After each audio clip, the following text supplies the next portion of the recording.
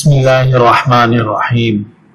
آج ہم آپ کو بتاتے ہیں رمضان کے روزوں میں ایسا کیا ہے جسے دیکھ کر ایلوپیتھک بھی طب الہی کو دنیا کی نمبر 1 میڈیسن ماننے پر مجبور ہو گئی ہے، اور مستقبل میں روزے سے حاصل ہونے والے فوائد اور اس کے طریقے سے جسم میں جو تبدیلیاں رونما ہو رہی ہیں، سرجری اور آپریشن کی جگہ اس کے مطابق علاج کرنے کی طرف دنیا کیوں بڑھ رہی ہے۔ رسول اللہ صلی اللہ علیہ وسلم نے 1400 سال قبل روزوں کو ڈھال قرار دیا تھا۔ آج کے سائنسدان ڈاکٹرز برملا اعتراف کر رہے ہیں، روزے ہر بیماری کے آگے ڈھال بنتے ہیں۔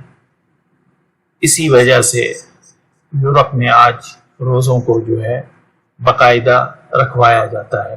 سیدنا عثمان ابن ابی العاص الثقفی رضی اللہ عنہ سے مروی ہے، رسول اللہ صلی اللہ علیہ وسلم نے فرمایا، الصیام جنۃ کجنۃ احدکم من القتال، روزے ڈھال ہے بالکل اسی طرح جس طرح جنگ سے تم میں سے کسی ایک کی ڈھال اس کو بچاتی ہے۔ صحیح سنن النسائی حدیث نمبر 2229۔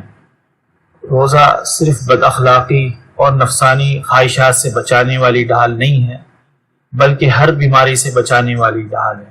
مسلک ایلوپیتھک آج روزے کی افادیت کو مانتے ہوئے تسلیم کر رہی ہے کہ بڑی سے بڑی بیماری کا علاج روزے سے کیا جا سکتا ہے۔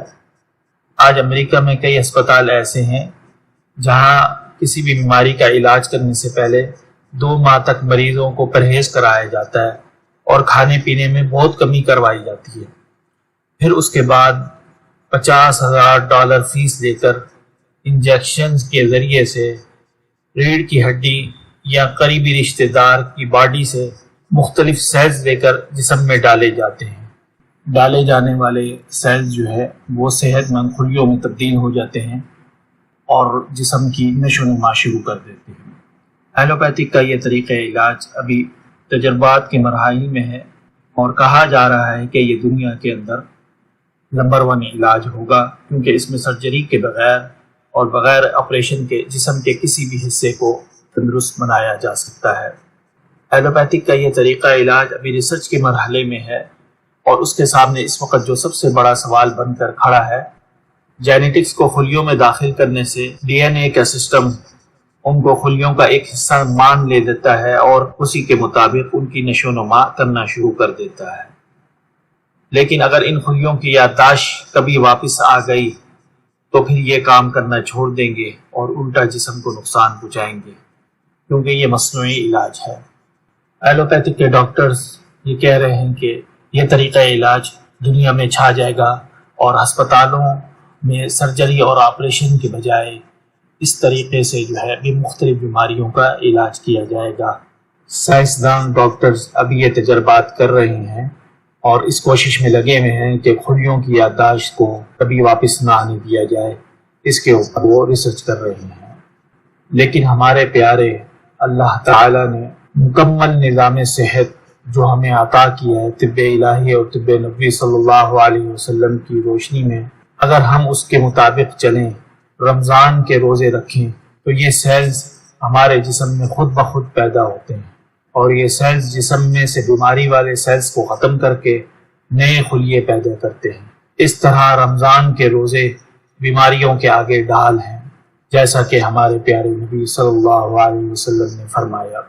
رسول اللہ صلی اللہ علیہ وسلم کے اس فرمان کی تشریح کرتے ہوئے علامہ ابن القیم رحمہ اللہ طب نبوی کی کتاب میں اسی بات کی طرف اشارہ کرتے ہوئے فرماتے ہیں، الصوم جنۃ من ادواء الروح والقلب والبدن منافعه تفوت الاحصاء وله تأثير عجيب في حفظ الصحة وإذابة الفضلات وحبس النفس عن تناول مؤذياتها۔ روزہ روح، دل اور جسم کی بیماریوں کے آگے ڈھال ہے، اس کے فائدے شمار کرنے سے بھی زیادہ ہے۔ روزہ صحت کو بہتر بنانے، فاسد مادوں کو پگھلا کر نکالنے اور نفس کو تکلیف دہ خوراکوں کے کھانے سے روکنے میں بہت عجیب تاثیر رکھتا ہے۔ زاد المعاد جلد نمبر 4 صفحہ نمبر 301۔ آئیے رمضان کے روزوں کو اللہ تعالیٰ کے نظام صحت کے مطابق رکھیں۔ یاد رکھیں، رمضان کے روزے اللہ تعالیٰ کے نظام صحت کے مطابق رکھیں گے تو تب یہ ہر بیماری کے علاج میں ہمیں فائدہ دیں گے۔ اگر آپ اپنی مرضی کریں گے اور طب الہی کے لائف سٹائل کی جتنی خلاف ورزی کریں گے اتنا یہ روزہ جسمانی طور پر آپ کو فائدہ نہیں پہنچائے گا۔